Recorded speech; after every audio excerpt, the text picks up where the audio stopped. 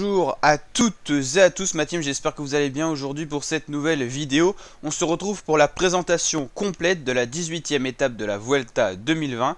Ça sera la dernière étape de la Vuelta. Cette année on n'aura pas 21 étapes mais seulement 18 en raison du décalage tout simplement déjà au niveau du calendrier en novembre. Les conditions climatiques sont des fois plus aptes à accueillir des étapes d'un grand tour comme la Vuelta. Du coup on s'arrêtera à l'étape 18, donc 3 étapes de moins. Et ça finit quand même bien un dimanche, c'est parce que ça va commencer en milieu de semaine. Donc pour cette dernière étape, on aura 139 km avec l'arrivée mythique à Madrid pour un dernier sprint massif qui attribuera une dernière victoire d'étape à une des équipes présentes dans le peloton. Mais vaut mieux quand même avoir un sprinter dans son écurie pour aujourd'hui. Alors on va aller regarder justement les favoris du jour, la team. Alors on a 3 étoiles Sam Bennett et Pascal Ackermann. Ces deux coureurs ont remporté déjà des victoires d'étape sur la Volta. Ils auront déjà moins la pression et puis ils font partie des plus rapides du peloton. À 2 étoiles on retrouve quand même des outsiders pouvant prétendre à la victoire. Jasper Philipsen et Mikkel Reim. À 1 étoile, on retrouve Emmanuel Morin, Lorenzo Manzin, John Aberasturi, John Smith, José Reinhard van Rensburg, Max Kanter ou encore Magnus Cornelsen. On peut voir que c'est quand même plus ouvert que sur le Tour de France ou le Tour d'Italie. La start list est déjà moins impressionnante, mais on a quand même de très très bons éléments. Déjà Bennett, Ackermann, Philipsen font quand même partie des meilleurs sprinters du peloton mondial actuel. Alors, pour cette étape, on a quand même déjà le classement général qui est quasiment figé. Normalement, il n'y aura pas de mouvement. Quand on a une dernière étape comme celle-ci, c'est un peu comme Paris-Champs-Élysées pour le Tour de France. On n'a souvent pas de mouvement. On ne sait jamais quand même, attention aux chutes ou même aux crevaisons qui sont rares sur les dernières étapes mais qui peuvent survenir quand même. Primoz Roglic est le porteur du maillot rouge. Normalement, il va gagner cette Vuelta pour 24 secondes d'avance sur Richard Carapaz, l'équatorien. Primoz Roglic il fait le doublé vu qu'il avait gagné la Vuelta 2019 et donc là il est prêt à remporter la Vuelta 2020. Hugh Carty fait un très bon résultat, le britannique de Education First Pro Cycling fait 3ème à 47 secondes. Dan Martin 4ème, Enric Mas 5ème, Woodpool 6ème. Très bon résultat de Woodpool, c'est son meilleur classement général jamais obtenu. David Delacruz 7ème, David Gaudu 8ème, top 10 pour le français et très bon classement. C'était un des objectifs de départ de Groupama FDJ, c'était de mettre David Gaudu dans le top 10 de cette Vuelta. Félix Groschartner fait 9ème, Alejandro Valverde 10ème. Plus loin, Valverde il avait quand même fait 2ème l'an dernier dans la Vuelta, hein. Donc c'est un peu moins bien.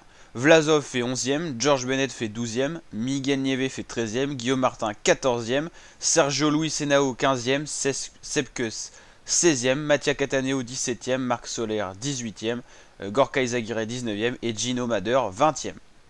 Donc voilà pour le top 20 au niveau du général, avec des écarts qui sont quand même assez élevés, hein. On arrive à 9 minutes 34 pour le 10ème qui est en l'occurrence Alejandro Valverde. Mais c'est vrai que les 3 premiers se tiennent encore avec des secondes. C'est vrai que tous les tours cette année se sont joués à coups de secondes et tous les retournements de situation étaient toujours envisageables. C'était le cas hier déjà dans l'étape de montagne qu'on a suivi d'ailleurs en live. Au niveau du maillot vert, Primoz Roglic est bien en tête avec 204 points, donc il ne pourra pas perdre ce maillot vert. Donc il remportera dans tous les cas le maillot vert de cette édition de la Vuelta. Devant Richard Carapaz et Dan Martin, on a pu voir qu'il y a eu beaucoup de montagnes, c'est pour ça qu'on n'a pas un sprinter en tête de ce classement, mais bien des leaders, des grimpeurs. Le meilleur grimpeur d'ailleurs, le maillot à pois, c'est Guillaume Martin avec symboliquement 99 points. Il n'y avait vraiment personne qui a vraiment joué à fond et qui a pu rivaliser avec Guillaume Martin. Tim Wellens, on peut le voir deuxième mais à 34 points, donc il n'y avait pas photo. Même au niveau des leaders, ils n'ont pas pris autant de points que ça, hein. On regarde Roglic, 24 points. Meilleur jeune, c'est Enric Mas pour 4 minutes d'avance sur David Gaudu le deuxième et après Alexander Vlasov. C'est vrai qu'au niveau des jeunes, il n'y avait pas une grosse start list. Il y avait quand même Enric Mas, David Gaudu et Vlasov. Et finalement, les écarts sont assez lointains. On aurait pu imaginer que ça soit plus resserré entre ces coureurs avec un niveau peut-être plus homogène. Mais finalement, ça n'a pas été le cas. Et le classement des équipes, c'est Movistar qui est premier devant Team Jumbo-Visma et Astana. Faut savoir que Movistar, ils ont quand même cette aptitude à faire tout le temps meilleure équipe, mais ils n'ont pas de coureur pour vraiment remporter un grand tour.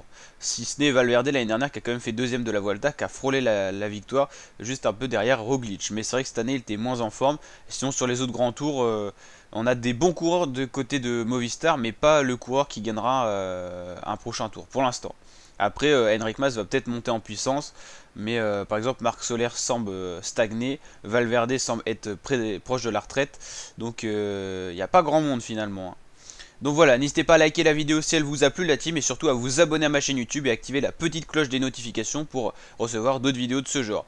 Je vous dis à très bientôt pour de nouvelles vidéos. Ce soir, on fera la vidéo bilan de cette Volta, résumé complet, donc n'hésitez pas à être présent et à vous abonner et activer la petite cloche. Allez, ciao ma team!